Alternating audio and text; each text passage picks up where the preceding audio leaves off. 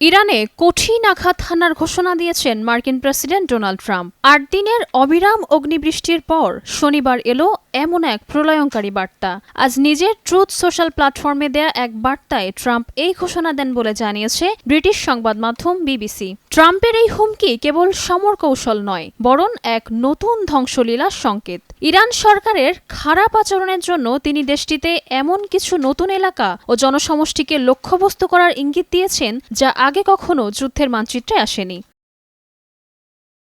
ট্রাম্পের দাবি অনুযায়ী ইরান তাদের মধ্যপ্রাচ্যের প্রতিবেশীদের কাছে নতি স্বীকার করছে এবং তাদের আর লক্ষ্যবস্তু করবে না বলে অঙ্গীকার করেছে। তবে ইরান পাল্টা বার্তায় জানিয়েছে নিঃশর্ত আত্মসমর্পণ একটি স্বপ্ন যা কখনোই পূরণ হবে না। আবার ট্রাম্পের এমন হুমকিতেও ছেড়ে কথা বলছে না ইরানের ইসলামিক বিপ্লবী গার্ড বাহিনী IRGC।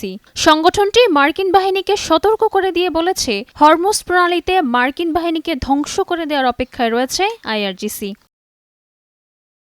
এদিকে জাতিসংঘ মহাসচিব অ্যান্তোনিও গুতারেসের কথায়ও মিলেছে ভয়ঙ্কর কিছু। গুতারেস মধ্যপ্রাচ্য জুড়ে চলমান বেআইনি হামলার তীব্র নিন্দা জানিয়েছেন। একই সাথে তিনি সতর্ক করে বলেছেন, সংঘাত বিভিন্ন দেশে ছড়িয়ে পড়ায় পরিস্থিতি যে কোনো সময়ে নিয়ন্ত্রণের বাইরে চলে যেতে পারে।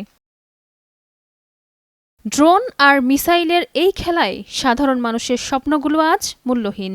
ক্যাসপিয়ান সাগর থেকে তেহরানের অলিগলি সর্বত্রই এখন অনিশ্চয়তার ছায়া। একদিকে দম্ভের হুঙ্কার, অন্যদিকে প্রতিরোধের দেয়াল। ইতিহাসের পাতায় আজকের এই দিনটি কি কেবল একটি ধ্বংসের গল্প হয়ে থাকবে, নাকি শান্তির কোনো শেষ রশ্মি দেখা দেবে, সেই প্রশ্নই এখন বিশ্ববিবেকের কাছে।